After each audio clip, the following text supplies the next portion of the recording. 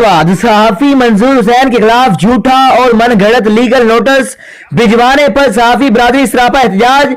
सहाफी बरादरी के मुख्तलिफ तंजीमों की जानब से मजम्मती बयान, मेरी मुस्बत और हकायक पर मबनी रिपोर्टिंग से मुझे रोकने के लिए मेरे खिलाफ झूठा और मनगढ़ंत legal notice Abdul Ghaffar theme ने भिजवाया, जिसका हकायक से कोई तलक नहीं। अल्हम्दुलिल्लाह मैंने हमेशा मुस्बत रिपोर्टिंग की है।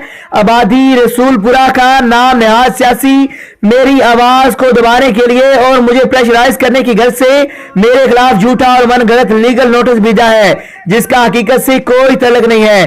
तफसीलात सुनते हैं मंजूर हुसैन की ज़बानी। और गरीबा की आवाज़ आ मैंने किसी का तहफ़्फ़ुज़ नहीं, किसी का डर नहीं। बाकी रही गल अगर मेरे खिलाफ उन्होंने रेट दायर की थी, कानून सब के वास्ते बराबर हो चुका है।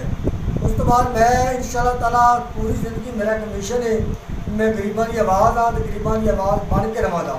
अगर कोई सियासी गैर सियासी मैंने तो बहुत कोशिश करे वो अपने आप को हम ना समझे, मैं अपनी जो ज़िंदगी लेके आया उसका दौरे रहा। इंशाअल्लाह ताला मेरा ऐलान है, जो सियासी लेवल मुझे दबाव दे रहे हैं तो अपने आप को मत समझे, मैं किसी से लेकर नहीं खा रहा हूँ। रोज़ी मुझे अल्लाह पाक देता है, मैं खाता हूँ, ठीक है।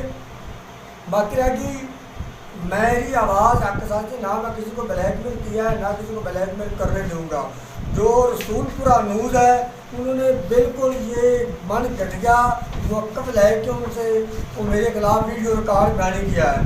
ना तो उनके पास कोई साबित का कार्ड है ना वो साफ़ी है, बिल्कुल उन्होंने गैर और जेली साबित कार्ड बनाकर कि मेरे पास एक अदारे का कार्ड है, ये अदारे का भी जो बैकग्राउंड है।